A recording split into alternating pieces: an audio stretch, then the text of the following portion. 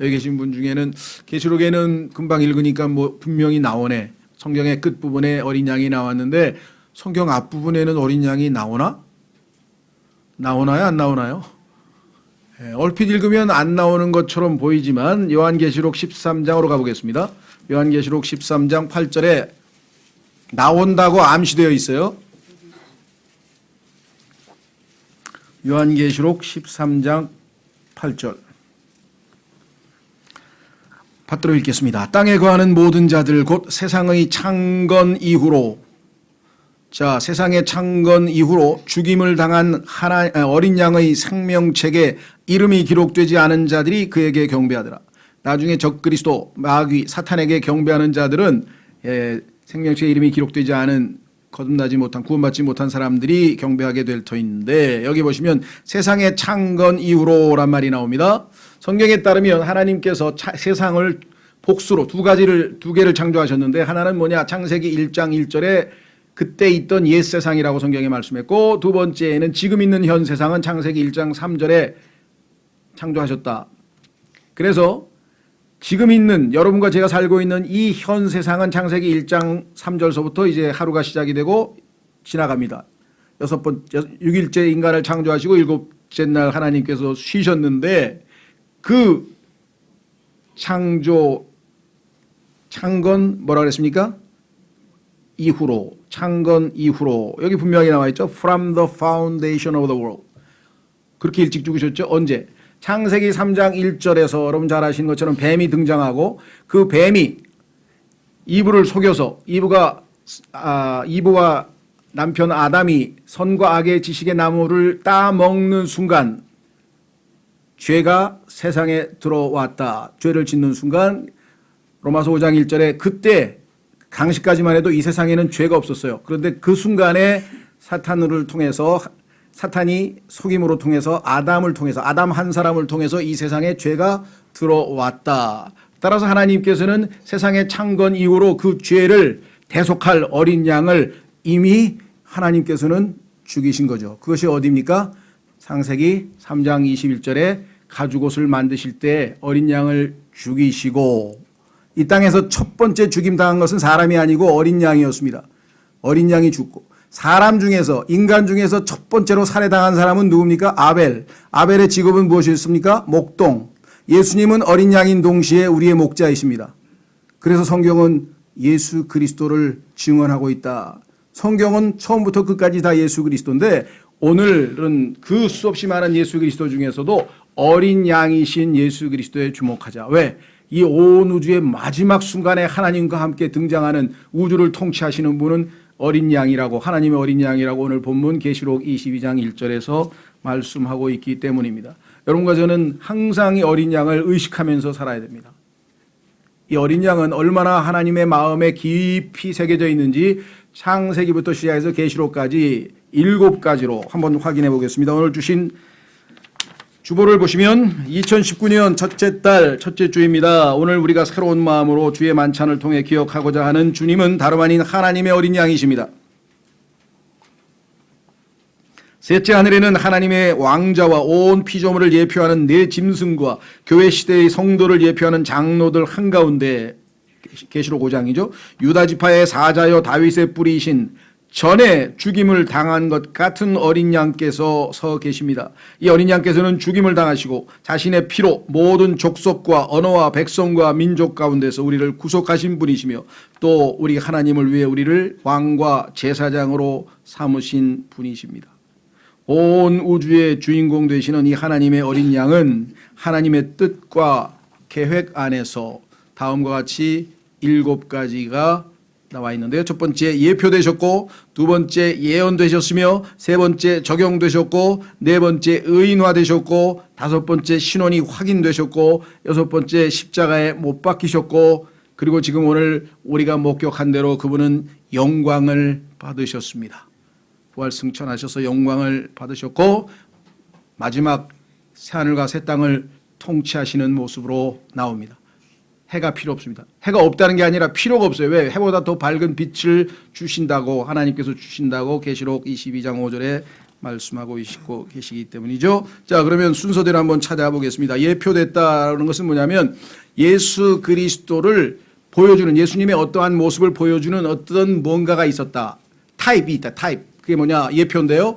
어떤 경우는 우리가 잘 아는 것처럼 예수님은 어린 양으로도, 때로는 유다 지파의 사자로서도, 그렇죠? 예수님께서는 때로는 못, 우리의 마음에 박히는 못, 말씀이 우리에게 팍 박히듯 못으로, 또 때로는 예수님은 가지로, 가지. 성경에 보니까 예수님의 이름이 가지죠. 그래서 예수 그리스도는 다양한 이 세상에 있는 모든 것이 다 예수 그리스도를 특정한 어떤 측면을 설명할 수가 있어요. 그것을 예표라고 해요. 자, 예수님을 예표하고 있는 것은 가죽옷인데 그 가죽옷의 원료가 어린 양이었다는 것을 우리는 성경을 통해서 아까 봤죠. 왜? 계시록 13장 8절에서 그 어린 양이 창세로부터, 이 세상이 창건되는 순간으로부터 살해당하셨다. 아버지께서 아들을 죽이신 것으로 나오죠. 어린 양은 죽이셨지만 실제로 요한복음 19장에서도 예수님께서 뭐라고 말씀하셨습니까? 나의 하나님 어찌하여 나를 버리셨나이까? 어찌하여 나를 버리시나이까? 이유는 뭡니까? 그분의 희생을 통해 더 많은 아들을 얻고자 합니다. 자, 첫 번째 창세기 3장 21절로 가겠습니다. 창세기 3장 21절로 가시면 하나님께서 죄를 지은 아담에게 찾아오셨습니다. 12월 25일, 작년 12월 25일 날 우리 가족 초청 복음 집회의 주제가 예수님은 왜 오셨을까요? 여기 찾아오신 것 이유가 뭡니까? 가죽옷을 입혀주기 위해서 오신 거 아닙니까? 마찬가지로 우리에게 예수님으로 옷 입혀주시기 위해서 갈라디아서 3장 27절에 따르면 예수 그리스도로 옷 입은 사람들 다 누구냐? 예수 그리스도 안으로 침례받은 사람들 누구냐? 예수님을 믿은 사람들. 예수 그리스도를 믿는 순간 성령께서 우리를 예수 그리스도의 몸 안으로 침례를 주시고 그 순간 우리는 예수 그리스도로 옷 입어서 하나님 보시기에 더 이상 추하고 더러운 옷을 입은 죄인이 아니라 의로운 구원의 옷을 입은 자로서 발견될 것이라고 성경에 말씀했습니다. 창세기 3장 21절, 이거 성경 구절 잘못 썼네요. 15절이라고 썼죠. 21절로 고쳐주십시오. 15절은 성경에서 첫 번째 예언입니다. 예수님께서 오실 처녀 탄생하실 예언에 대한 얘기고요. 창세기 3장 15절은 예수님이 어린 양으로서 가죽 옷으로 예표되신 것은 21절이죠. 주 하나님께서 또한 아담과 그의 아내에게 가죽 옷을 만들어 입히시니라. 가려야죠. 죄를 가리운다, 덮는다. 아까 기도하실 때도 덮는다 말씀하셨는데 덮고 가리운다라고 하는 말이 성경에서 속죄라는 것입니다. atonement. 구약에 우리가 속죄라는 단어, atonement라는 단어가 가리우고 덮는다는 얘기죠. 이 단어는 역청, 구약에서 노아의 방주를 만들고 거기다 물이 새지 않도록 역청을 발랐는데 그 역청하고 똑같은 단어인데요. 자, 우리는 다시 돌아오셔서 예표되신 예수 그리스도.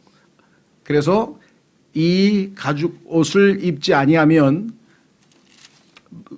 아담은 뭘 입고 있었습니까? 자, 위로 올라가서 무화과 나무로 나무 잎이죠. 어디 있습니까? 7절에 보니까 무화과 나무 잎을 엮어 자기 앞치마를 만들었더라. 왜? 죄를 지어서 창피하니까 부끄러우니까 벌거벗었으니까 가리우기 위해서 무화과 나무로 앞치마를 만들어서 가리웠는데 성경에서 보니까 나중에 이 무화과 나무는 자기 의를 나타내는 거죠. self-righteousness, 자기 의. 하나님 앞에 자기의 선행, 자기의 뭔가를 드러내 보여서 하나님 앞에 인정받고 받아들여지고자 하는 자기 의를 예표하고 있는 첫 번째가 무화과 나무입니다. 예수님께서 저주하신 첫 번째 나무가 바로 무화과 나무죠. 무화과 나무를 저주하셨죠. 자기 의는 인간이 보기에는 의입니다. 인간이 보기에는 의로운 행위지만 하나님 보시기에는 이사야서 64장 6절에 다 더러운 누더기 같고 하나님 보시기에는 그 안에 불순물이 어마어마하게 들어있습니다. 자기 의로는 하나님 앞에 나아갈 수 없습니다. 행위로는 구원받을 수 없습니다. 오직 하나님께서 선물로 주시는 하나님의 의신 예수 그리스도 어린 양의 가죽 옷으로 어린 양으로 옷 입은 자만 하나님 앞에 의롭다고 인정받을 수 있다. 하나님께서는 여기서부터 벌써 구속의 계획을 갖고 계셨어요. 가죽옷을 만들어 주시면서 나중에 내 아들이 직접 와서 너희의 가죽옷이 되어 주리라. 이거 벌써 우리에게 보여주고 계신 것 아니겠습니까? 예수님께서 말씀하신 성경은 나에 대해 증언하는 것이라. 첫 번째 예표되셨는데 그 예수님이 오실 것이 예언되어져 있습니다. 어린 양은 올 것이다. 확인해 보겠습니다. 창세기 22장 8절. 창세기 22장 8절.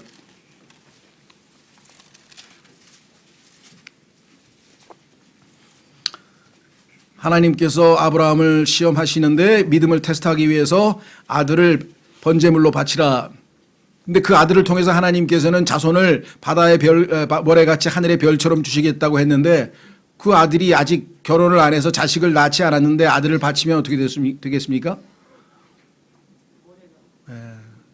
성립이 안 되죠. 하나님의 앞뒤 모순입니다. 그러나 아브라함에게 있어서 하나님은 믿음을 테스트하기 위해서, 왜? 하나님께서는 죽은 자들도 살리실 수 있는 분이라는 것을 믿으면, 자식을 죽여서 바치면 하나님께서 그 자식을 살리셔서 그 자식을 통해서 약속을 이루시지 않는다면 하나님은 거짓말쟁이가 되실 것 아니겠습니까? 그래서 그는 죽은 자도 살리시는 분을 믿었다고 로마서 4장에 써 있는 것입니다. 이것이 믿음이에요.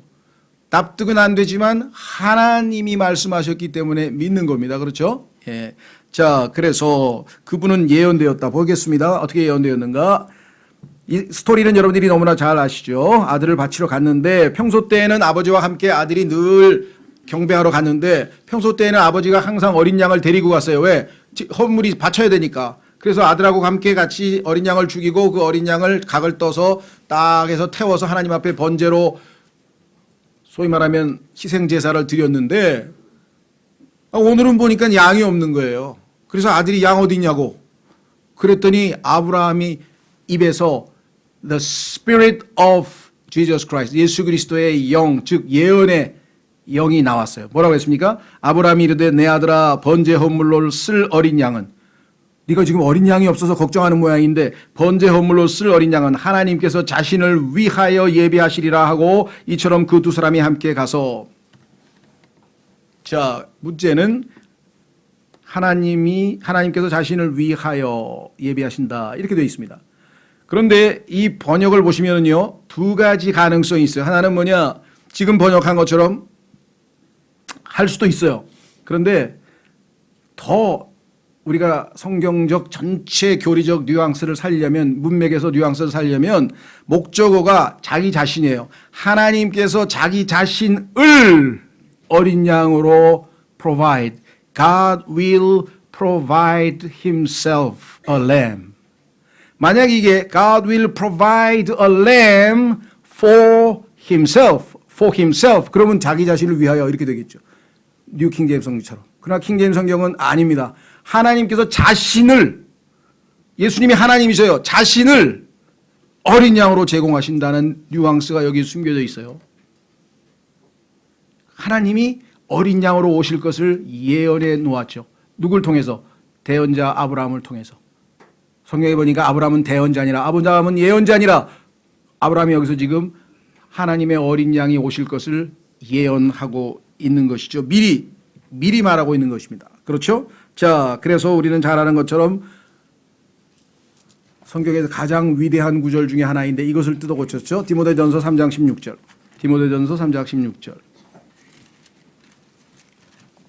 저희 이 예배당 사장님도 이 구절 때문에 킹제임스 성경을 읽고 있습니다. 왜? 이 구절이 하나님으로 되어 있는 유일한 성경이 킹제임스 성경이기 때문에. 디모데전서 3장 16절. 논쟁의 여지가 없이 하나님의 성품의 신비는 위대하도다. 위대한 신비가 뭐냐? 하나님께서 육체 안에 나타나시고 2000년 전에 나사렛 예수라는 이름으로 한 인간이 걸어 다녔는데 그 걸어 다니는 사람이 예수라는 이름을 갖고 있었는데 알고 보니까 그분은 하나님이시었더라. 하나님이 여기 나와 있죠. 어떻게 했다고요? 하나님께서 육체 안에 나타나시고, 그런데 이 하나님을 킹제임스 성경을 제외한 모든 성서들에서 그라 그랬어요. 그가 육체 안에 나타나시고, 그래서 사람들에게 물어봐요. 그가 누구냐? 그러니까 예수님이래요. 예수님이 육체를 입고 이 땅에서 사셨던 역사적 인물이라고 하는 것은 이 세상 사람 다 믿어요. 그가 누구냐에 따라서 견해는 다르지만 그가 누구냐에 대해서는 견해가 다르지만 예수라는 이름을 가진 한 유대인이 이 땅에서 2000년 전에 살았다라는 사실을 부인하는 사람 없어요. 근데 그게 왜 논쟁의 여지가 없는 신비입니까? 예수라는 인간이 육체를 입고 살지 그럼 뭐 육체 아니고 딴 걸 입고 사나요? 문제는 뭐예요? 하나님, 온 우주 만물의 창조주 하나님이 육체를 입고 이 땅에 나타나셨다. 그거는 위대한 신비죠. 이해가 되세요? 왜 이 하나님이란 단어를 여기서 제거하면 예수 그리스도의 신성을 부인하는 거짓 이단 교리가 되는지 엄청난 이야기입니다. 이 구절을 무모하게 다 마귀가 왜? 그는 예수 그리스도를 신으로 인정하고 싶지 않은 거죠. 거부하고 싶은 거죠. 제거했어. 자, 그래서 이 하나님이신 아들 하나님이시죠. 아들 하나님께서 인간의 몸을 입고 육체를 입고 이 땅에 나타나셨다. 근데 그렇게 될 거라고 예언되어 있다. 창세기 22장 8절. 세 번째. 그런데 이 어린 양이 실제 적용이 되었어요. 적용이 됐다는 얘기는 실제 죽임을 당해서 사람들에게 만천하에 보여졌습니다.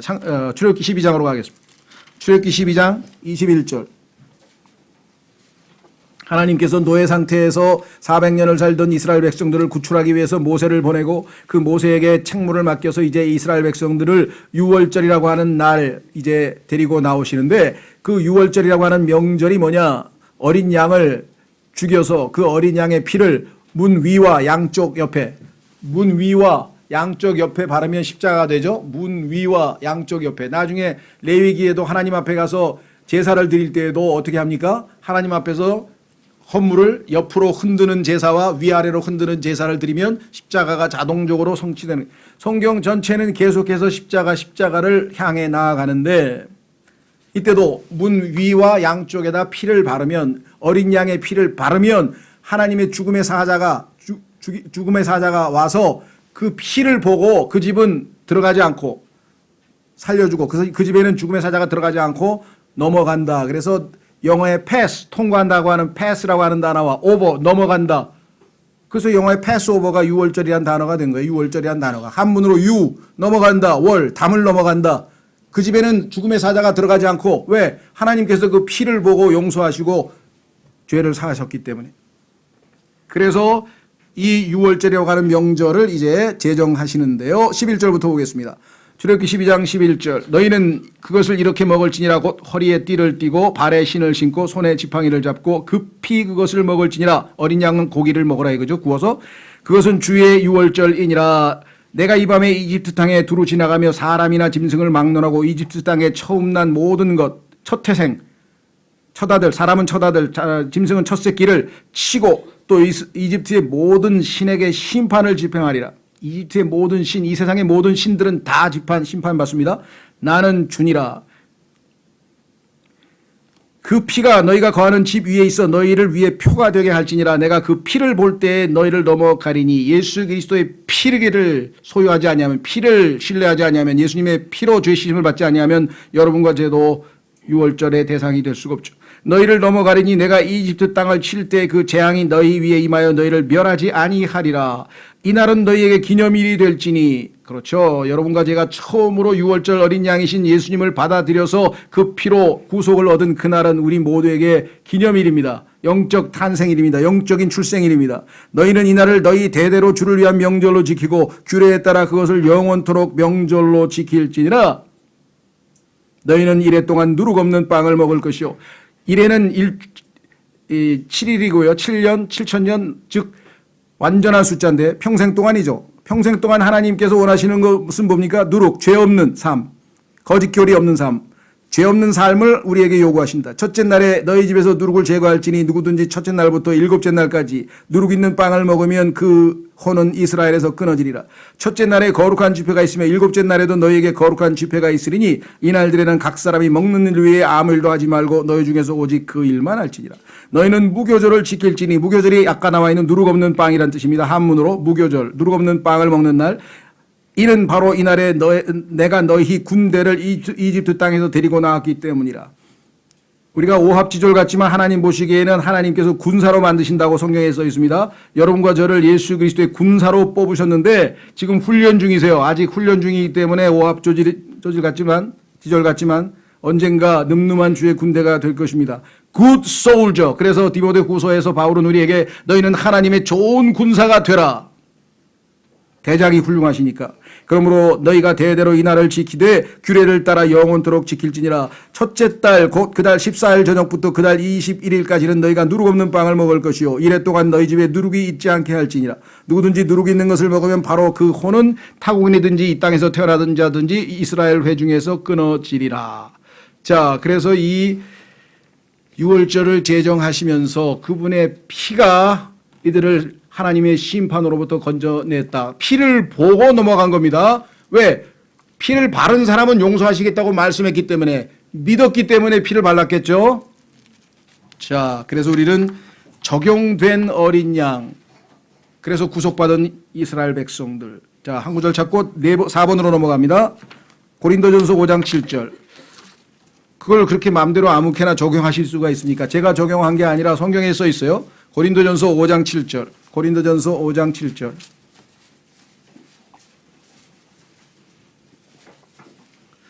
고린도전서 5장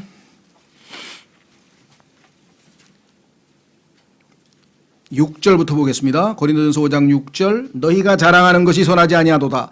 적은 누룩이 온 덩어리를 뜨게 함을 너희가 알지 못하느냐. 그러므로 너희는 누룩 없는 자들인즉, 금방 말씀드렸죠. 주님께서 새 덩어리가 되기 위하여 묵은 누룩을 제거하라. 우리의 유월절 어린 양, 우리의 유월절 어린 양, 곧 그리스도께서 우리를 위하여 희생물이 되셨느니라. 그러므로 우리가 그 명절을 지키되 묵은 누룩으로도 말고 악의와 사악함의 누룩으로도 말며 오직 순수함과 진실함의 누룩 없는 빵으로 하자.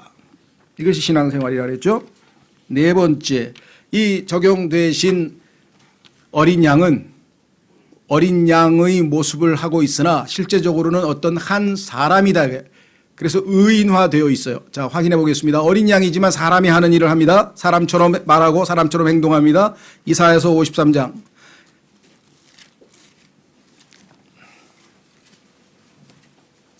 이사야서 53장에 가면은 하나님의 어린 양을 소개하고 있는데, 여러분 처음으로 이방인들에게 복음을 전한 사람이 성경에 보니까 전도자 빌립이었습니다. 에디오피아로 내려가는 이디오피아 내시에게 복음을 전하고 아프리카로 내려갔죠. 네. 그 아프리카의 내시에게 복음을 전한 사람이 빌립인데, 그 빌립이 무슨 성경 구절을 가지고 복음을 전했습니까? 이사야서 53장을 읽고 있던 그 사람에게 읽고 있는 내용을 이해하십니까? 가이드가 없는데 내가 어떻게 이해하겠소? 거기에 나오는 나가 다른 누군가를 가르치는 거요? 아니면 선지자 이사야가 자기 얘기를 하는 거요? 그래서 그가 이사야에서 53장으로부터 풀어서 예수 그리스도를 선포하니라. 예수 그리스도를 전했어요. 그랬더니 내가 그분을 믿겠노라 하고 침례를 받고 구원받고 기뻐서 아프리카 고향 이디오피아로 가서 이디오피아에서 복음이 전해지고 아프리카 유일의 기독교 국가가 오늘날까지도 되어 있는 것이죠. 자, 이사야서 53장에 가면 이렇게 되어 있습니다. 우리가 전한 것을 누가 믿었느냐? 주의 팔이 누구에게 나타나느냐? 하나님께서 삼위일체로 말씀하십니다. 우리가 전한 것을 누가 믿었느냐? 주의 팔, 예수 그리스도. 예수 그리스도는 주의 팔, 주의 음성, 주의 이렇게 나와죠. 주의 종, 칭호가. 주의 팔이 누구에게 나타나느냐? 이 땅에 육체를 입고 나타나셨죠. 그분 앞에서, 예수님께서 하나님 앞에서 연한 초목같이 마른 땅에서 나온 뿌리같이 자랄 터이나 이 땅에서 말구유에서 태어나서 나약한 인간으로 목수의 아들로 자랐습니다. 그에게는 모양도 없고 우함도 없으며 우리가 그를 볼 때 그를 흠모할 만한 아름다움이 없도다. 이 땅에서 너무 외모 추구하지 마세요. 예수님은 외모가 없다고 성경에 써 있어요. 다른 게 안 되면 이거라도 닮아야 될 거 아니에요. 저같이, 죄송합니다. 저같이 얼마나 자랑스럽게 생각하는, 누가 나보고 못생겼다 그러면 속으로는 굉장히 흐뭇하게 생각하고 있어요. 이사야서 53장 2절이 떠오르면서 그래, 그분도 모양도 없고 무함도 없으며 그를 흠모할 만한 아름다움이 없도다. 그는 사람들에게 멸시를 당하고, 멸시당하면요 성경에 나와 있는 예수님 닮았다는 생각을 하셔야 돼요. 누가 큰 어떤 놈이 나를 막 성질내고 열받고 막 들이받고 그러지 마시고요. 야, 어떻게 내가 예수님을 닮아가지? 이거 이상한데? 거부되었으며 받아들여지지 않았습니다. 슬픔의 사람이요. 즐거움보다 슬픔이 많은 인생, 예수님을 닮은 인생입니다. 고통을 잘 아는 자라, 익숙한 자예요. 고통에 익숙한 자. 우리는 그를 피하려는 것 같이 우리의 얼굴을 감추었으며 세상 사람들은 이런 예수님 싫어합니다. 우리는 좋아합니다. 그를 멸시를 당하였고 우리는 그를 귀히 여기지 아니하였도다. 세상 사람들, 안 믿는 사람들 예수님 싫어합니다. 왜? 십자가 지고 뭐 저렇게 막 무리를 걸어가고 기적을 베푸면서 저게 뭐야? 왜 죽어? 그 마음을 몰라요. 그런데 참으로 그는 알고 보니까 우리의 고통을 짊어지고 우리의 슬픔을 담당하였거늘 우리는 그가 매를 맞고 하나님께 맞아 고난을 당한다고 생각하였노라. 그러나 그는 우리의 범법으로 인해 부상을 당하고 우리의 불법들로 인해 상하였도다. 우리 대신에 자기 이름 다 넣어서 집에 가서 한번 읽으세요. 큰 소리로. 자기 이름을 넣어서 읽어보시라고. 자기 이름을.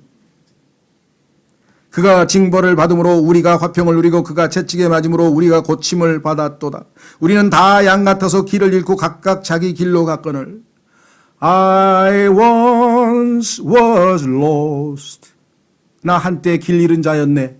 그 유명한 존 뉴턴의 Amazing Grace. 왜 Amazing Grace입니까? 왜 놀라운 은혜입니까? 길 잃은 자를 하늘나라 가는 길이신 예수님이 손잡아서 나랑 같이 가자. I am the way. 내가 곧 길이니 나로 말미암지 아니하고는 아버지께로 갈 자가 없느니라. 길 잃은 자여 내게로 오라. 우리는 다 양 같아서 길을 잃고 각각 자기 길로 갔거늘 주께서 우리 모두의 불법을 그에게 담당시키셨도다. 자기 길로 계속 가고 싶으신 분들은 프랑크 시나트라처럼 I did it my way. 나는 내 길로 갔노라. 나는 내 방식대로 살았노라. 나는 나의 스타일을 지켰노라. 나는 십자가에 나를 못 박고 하나님의 길이신 예수 그리스도 The way of the Lord 주의 길이신 예수 그리스도를 따랐노라. 어떤 게 진정한 인생인가 생각해 보십시오. 그는 학대를 당하고 고난을 당하였어도 자기 입을 열지 아니하였으므로 도살장으로 당하는 어린 양같이 어린 양 드디어 등장했네요. 이분이 어린 양이셨구나. 어린 양같이 끌려가며 털 깎는 자 앞에서 잠잠한 양같이 자기 입을 열지 아니하는도다. 하나님께서 자신의 몸 위에 모든 인간들의 모든 죄인들의 죄들을 다 위에 짊어지게 하셨기 때문에 그는 하나님 앞에 죄가 되었다고 고린도후서 5장 21절에 써 있습니다. 그는 감옥에도 가지 못하고 공정한 재판도 받지 못하였으니 무슨 공정재판을 받고 사법부를 개혁하고 노력하는 건 나쁠 건 없지만 안 됩니다. 여기 써 있잖아요. 유일한 의인, 하나님께서 인정하는 유일한 의인, 유일하게 죄 없는 분이 공정한 재판을 못 받았다고 성경에 써 있습니다. 누가 그의 세대를 밝히 드러내리요. 그의 세대가 여러분과 저입니다. 예수 그리스도의 세대. 마태복음 1장 1절. 그는 산자들의 땅에서 끊어졌으며 내 백성의 범법으로 인하여 매를 맞았도다. 또 그는 사악한 자들과 더불어 자기 무덤을 만들었으며 그렇죠? 죽어서는 부자와 함께하였으니 아리마다 모셉 이는 그가 폭력을 행사하지 아니하였고 그의 입에 속임수가 없었기 때문이라. 그러나 주께서 그를 상하게 하는 것은 하나님께서 왜 그를 십자가에서 그렇게 상하게 하셨을까? 왜 그것을 기뻐하셨을까? 그를 통해서 많은 열매가 맺히고 많은 미랄들이 태어나서 하나님의 아들들이 많은 아들들이 하나님께 영광 돌릴 수 있기 때문에 그를 고통에 두셨은즉 주께서 그의 혼을 죄로 인한 헌물로 삼으실 때에 십자가에서 그가 자기 씨를 보고 자기 날들을 길게 하며 부활하셔서 자기 씨, 우리가 자기 씨입니다. 그의 세대입니다. 자기 날들을 길게 하며 그분은 영원히 사실 것입니다. 또 주의 기뻐하시는 일이 그의 손에서 번영하리로다. 그가 자기 혼이 해산의 고통을 치른 것을 보고 만족하게 여기리라. 이제 드디어 해산하면 자녀들이 태어나잖아요.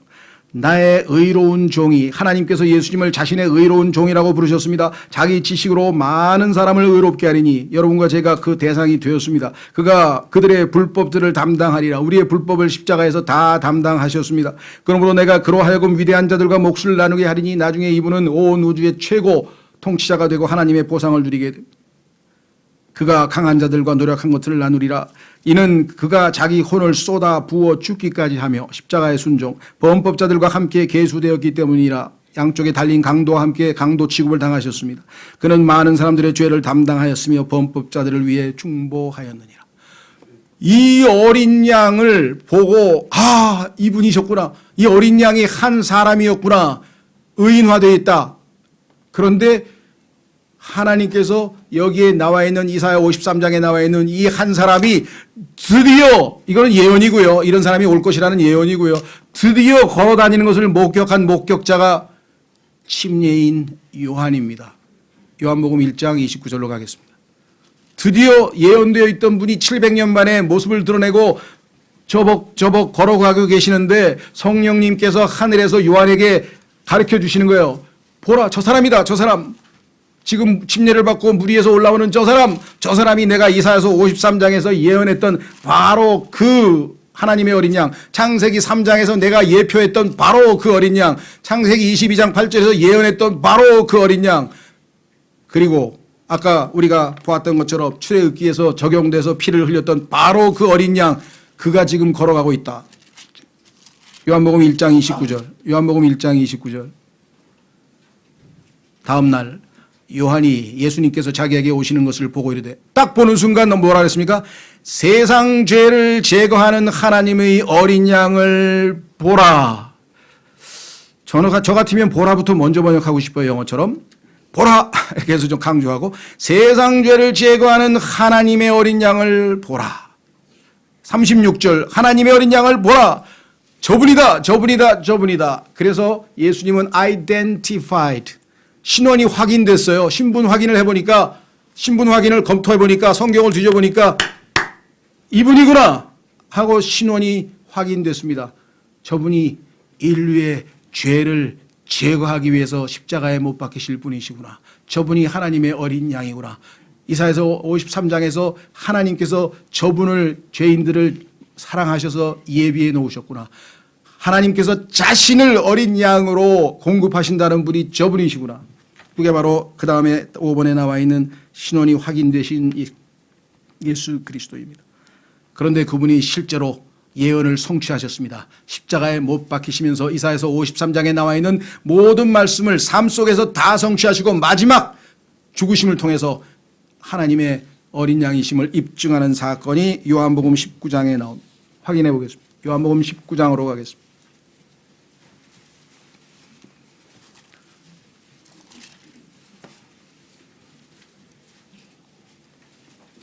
침례인 요한이 보라, 세상 죄를 제거하는 하나님의 어린 양이로다 하고 외쳤을 때 예수님께서는 침례인 요한에게 가서 나 아니야, 나 아니야, 나 아니야 라고 안 했어요. 예수님은 당연히 자기가 바로 그분이라는 걸 알고 있었어요. 그래서 뭐예요? 거기에 나와 있는 그대로 말씀대로 성취하고 마지막 죽기까지 순종하셨다고 빌립보서 2장에 써 있죠. 자, 요한복음 19장 28절로 갑니다. 요한복음 19장 28절로 갑니다. 이 일 뒤에 예수님께서 이제 모든 일이 이루어진 줄 아시고, 다 이루었구나. 이제 하나님께서 나에게 맡기신 일 딱 하나 남았습니다. 십자가에서 죽고 장사되셨다가 부활하면 됩니다. 그러면 다 이루신 겁니다. 성경 기록을 성취하시려고 이르되 내가 목마르다. 성경 기록의 마지막 예수님께서 십자가에서 목마르다 하시니, 이에 거기에 식초가 가득히 담긴 그릇이 놓여 있으므로 그들이 체면을 식초로 적신 뒤에 우슬초에다가 그분의 입에 대니라. 그러므로 예수님께서 식초를 받으신 뒤에 이르시되 다 이루었다 하시고 머리를 숙이신 뒤 숨을 거두시니라. 그래서 그분은 자신이 하나님의 어린 양으로서 하나님께 바쳐지는 속죄 헌물이요 화해 헌물임을 만천하에 입증하셨습니다. 그렇죠? 그리고 그분은 예언대로 장사되셨다가 3일 후에 드디어 부활하셨습니다. 그리고 사람들이 의심할까 봐 성경에 보니까 많은 사람들, 500명도 넘는 증인을 이 땅에 남겨놓았습니다. 현대 법정에서 두 사람의 목격자의 증언이 일치하면 100% 증거로 채택됩니다. 두 사람의 목격자의 증언이 일치하면, 서로 모르는 사람 목격자 두 사람이 증언이 일치하면 100% 증거로 500명이 넘는 사람들이 증인으로 나섰어요. 근데 무슨 또 증거가 더 필요합니까? 그렇죠. 예, 그래서 예수 그리스도의 부활에 대해서 우리 교회에서도 뭐 여러 가지 책자가 있습니다만 사실 부활은 역사적 분명한 사실이었죠. 자, 그래서 이제 이 못 박히신 예수 그리스도께서 부활하시면서 드디어 이제 하나님께서 그를 높이셨습니다. 승천, 이제 올라갑니다. 셋째 하늘로 올라가셨습니다. 그리고 약속하신 대로 내가 가면 또 다른 위로자 성령님을 보내시겠다 해서 성령께서 오순절날 내려오셨습니다. 그렇죠? 네. 그분께서는 지금 셋째 하늘에 앉아 계십니다. 스데반의 순교 때 한 번 일어나셨고 계시록 19장에 마지막으로 재림하시기 위해서 일어나셨습니다. 그러니까 아직은 계시록에 나와 있는 행위는 미래 얘기죠. 아직 안 일어나고 지금 하나님 우편에 앉아 계신다고 히브리서 1장에 써 있고 10장에 써 있습니다. 예수님 지금 우리를 지금 셋째 하늘에 하나님의 왕자 오른편에서 지켜보고 계신 것이겠죠. 자, 그래서 영광 받으신 어린 양에 대해서 계시록 5장으로 가겠습니다. 마지막 하나님은 약속대로 자신을 낮추시고 십자가에서 죽으신 그 아들을 영화롭게 하셨습니다. 예수님께서 그렇게 기도하셨죠. 요한복음 17장에서 하나님 아버지가 나에게 맡기신 일을 다 이루었습니다. 다 완성했습니다. 보고 드립니다. 그러니 아버지 약속하신 대로 내가 아버지와 영원 전부터 내가 이 지상에 내려오기 전부터 아버지와 함께 누리던 함께 가지고 있던 그 영광으로 나를 영화롭게 하옵소서. 그래서 계시록 5장에 영광스러운 어린 양의 모습이 등장합니다. 여러분들이요, 세상에서 힘들 때에는 딴 거 생각하지 마시고 계시록 4장, 5장, 21장, 22장을 많이 읽으세요. 이 땅에서는요, 그 누굽니까? 내가 여기 적어왔는데 이따가 오후에도 한번 말씀드리겠습니다만은 여러분들 그 노벨 문학상을 받은 유명한 프랑스의 이 소설가 알베르 까뮈라고 하는 이방인, 페스트 이런 거 쓴 사람 있죠? 시리프의 신화 그 사람이 뭐라 하는지 아세요? 이 땅에서 살다 보니까 그 사람도 흑수저 출신인데 행복의 조건을 따져보니까 자기는 뭐예요? 불행해. 행복의 조건을 따지면 불행하고 삶의 의미를 찾으면 그래도 불행한 가운데에서도 뭔가 삶의 의미가 있으면 고생이 의미가 있잖아요. 뭔가. 그런데 삶의 의미를 따지면 뭐라 그러는 줄 아세요? 더는 살지 못한다. 아무 의미가 없어. 내가 왜 사는지를 몰라. 어디서 왔는지도 몰라. 어디로 가는지도 몰라. 왜 사는지도 몰라. 아무것도 몰라. 그럼 왜 사냐 그랬더니 버나드 쇼라고 하는 영국의 유명한 지성인이 그런 걸 나한테 물어보면 어떡하냐고 화를 내더니 한다는 소리가 달걀을 오늘 낳았어. 어제 낳았어. 내일도 낳을 거야. 달걀을 왜 낳아요? 나니까 나는 거지. 뭐 낳고 싶어서 하나? 나오는 걸 어떻게 달걀이 나오는. 살고 싶어 살아요? 숨이 쉬어지는데 어떻게? 가만히 있으니까 숨이 쉬어지네? 그래서 살고 있는 거야 나? 극단적 회의주의자지만요. 그 진실을 말하고 있는 거예요. 왜 삽니까? 성경이 사실이 아니라면 하나님이 안 계신다면 왜 사냐 이거요. 그렇죠. 그래서 삶의 의미를 찾으면 더는 살지 못한다. 살 이유가 없다는 거예요. 그래서 어떻게 해요? 해밍웨이도 꽝, 또 유명한 사람 꽝. 왜 다 죽습니까? 삶의 의미가 없어. 행복이라도 하면 잘 먹고 좀 잘 살아려고 그랬더니 행복하지도 않아. 그럼 뭐예요? 그거예요. 자, 그래서 우리는 영광 받으신 예수 그리스도 그분을 만나면 이 땅에 아무리 불행하고 힘들고 하더라도요 우리의 생각과 우리의 마음이 그리스도와 함께 앉아있는 셋째 하늘로 올라가면 금방 행복해집니다. 그래서 계시록 4장 5장에 가면 이 땅이 아니라 셋째 하늘의 모습이 펼쳐져요. 4장 5장 한 10번 읽어보세요. 그냥 와 막 할렐루야가 저절로 나오고 막 그다음에 더 기쁜 게 있어. 계시록 21장 가면은 22장에 가면 뭐예요? 하나님께서 나에게 예배해 주신 새 예루살렘.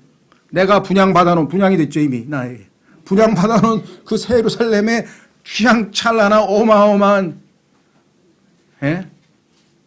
그 누가 계산했는지 모르는데 1인당 한 150평 된다 그러더라고요. 1인당. 그 사람은 어떻게 계산했는지 난 몰라.